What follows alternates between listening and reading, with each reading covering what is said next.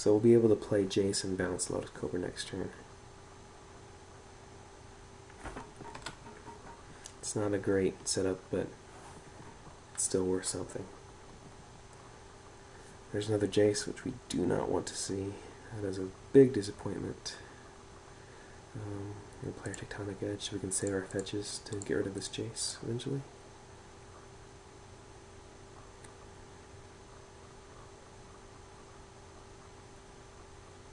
And our opponent is not doing anything. If our opponent does have a Lightning Bolt in hand, they can respond to the unsummon ability of Jace by cracking the Terramorphic and generating a red mana, which would really deflate me. That would be a huge problem. Although they usually take out Lightning Bolts when they board. So we'll balance it. We'll pass turn back. So it doesn't look like he has a Lightning Bolt there, or he didn't think about the ability to do that. An Oracle will die, and a Lotus Cobra could be really painful here. He can play them both. He has them.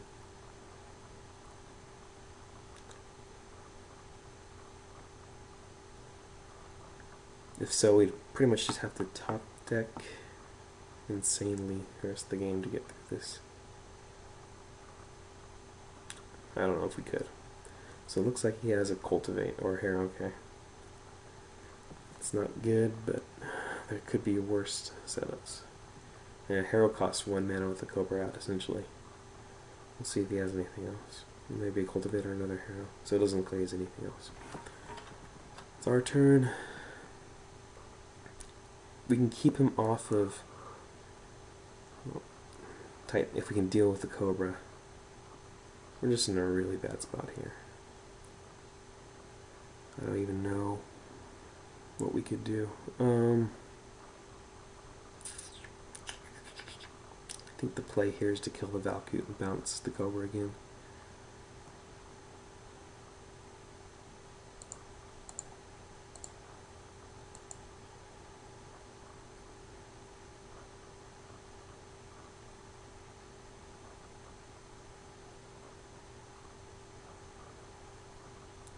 So we'll see what he does in response, or if he has any responses.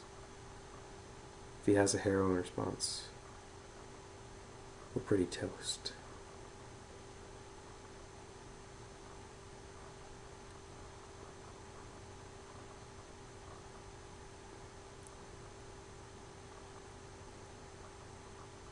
Okay, I'll pause it. So it went through. We're still in a good spot. We're going to bounce this Cobra. Hope to draw something off the top of our deck next turn. That's nice. And we'll pass the turn.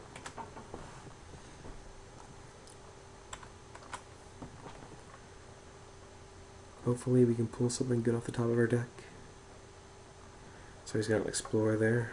We'll let him have that. So I'm wondering why he didn't play the Cobra first. I guess he's trying to play around spell Pierce.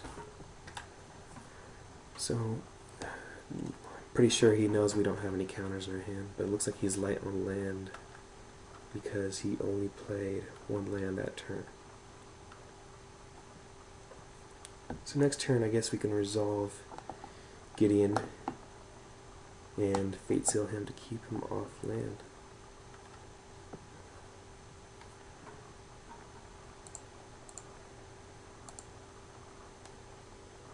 Let's see what the Fate Seal reveals.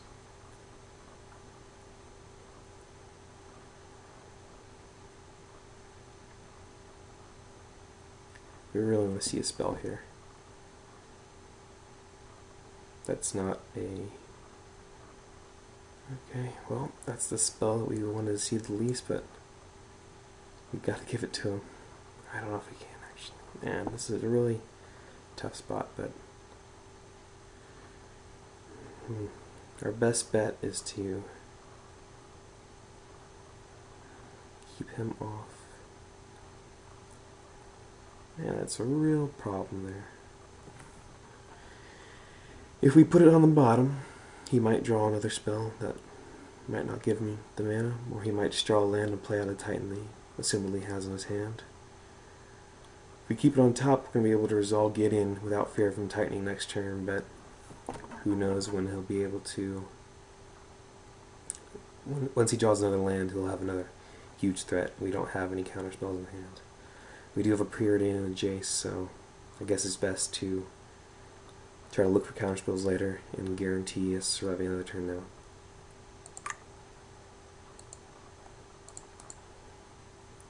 So we'll make everything attack Gideon.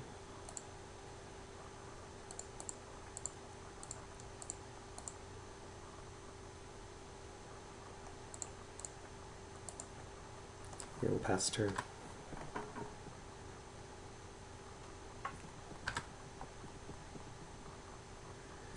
So we'll be able to kill his Cobra with Gideon, look for a counterspell with a Preordain.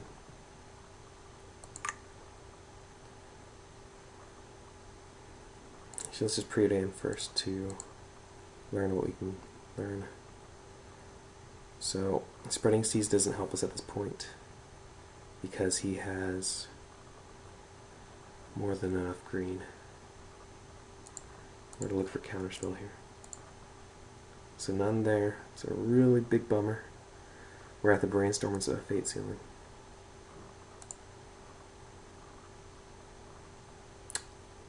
There's another Spreading Seas. Still, we don't need that. Jace is not going to be helpful, and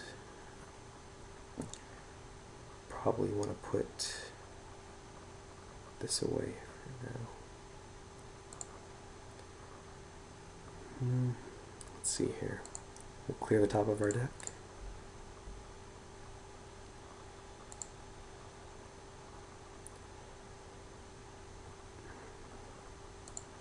Preordain again. See if we can find a flash freeze. None to be found. Spell Pierce. And we'll kill the Cobra.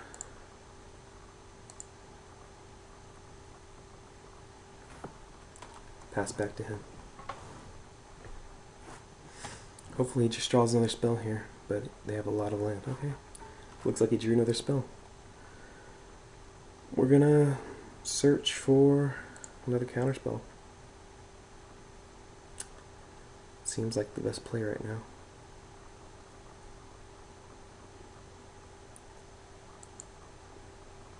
It's very hard to keep Valkid off lands. They have a high percentage of lands in their deck. And again, we whiff. It's really not good, but we can start putting a clock on him with our Gideon. So we're going to put these back. We can't draw another counterspell because we have cards on top of our decks we know about. We'll attack for 6.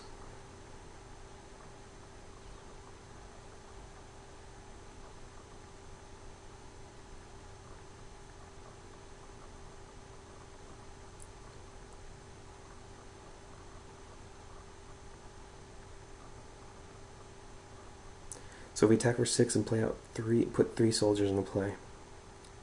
That means we can deal 15 damage to him in these 2 turns. It isn't enough to kill him, but it'll put him close to dead.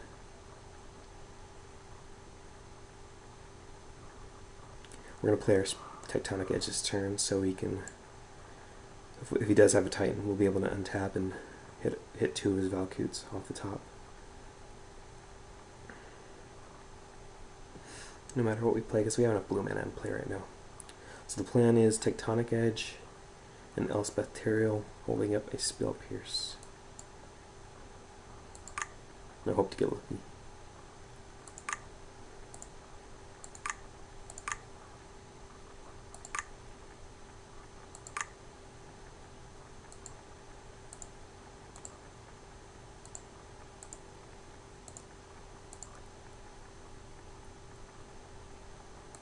Now we could go up on her, but it doesn't seem like it's going to help us. We're just going to try to finish him off as soon as we can. We'll pass the turn. Also, if he has a Titan next turn, we'll be able to Tectonic Edge at the end of turn. So he does have a land, becomes a play tapped. Very nice there. So we got one more turn. Let's see what we can do with it. So Fate Sealing's not going to do anything for us now, because he's going to crack that for sure. Our best bet is just to continue to attack, but we're going to brainstorm first to see what we can do. We can get a colonnade. Should be really nice, actually. So let's see what we can do. There's a colonnade there, so we'll put these lands back.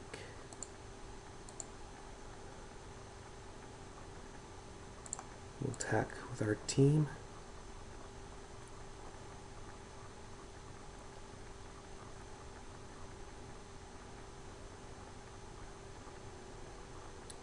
And our opponent might be getting ready to concede here because it looks like we have the game wrapped up.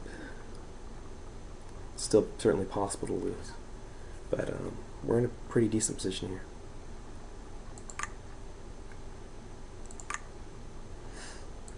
Even if he does as a Titan, we'll have Tectonic Edges untapped on his turn.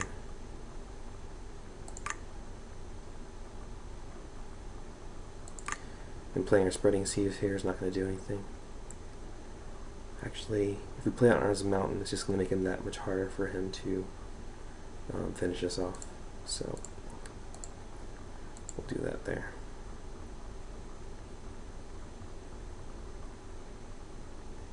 He doesn't have a Harrow in his hand because he would have played it a while ago. We're not worried about that. Well, I assume he doesn't. He may have drawn it in the last couple of turns and been wary of our untapped mana, but I really doubt it. So there. We know it's on top of the land. So we're not doing it for the draw, we're doing it to keep him off 6 mountains.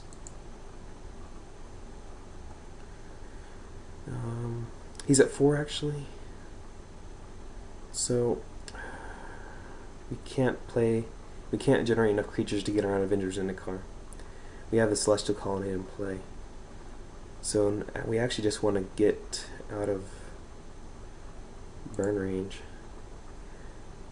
If he does have a Titan, we'll be able to swing past it anyways, so we'll just gain life. There's no reason to put 3 more creatures in play.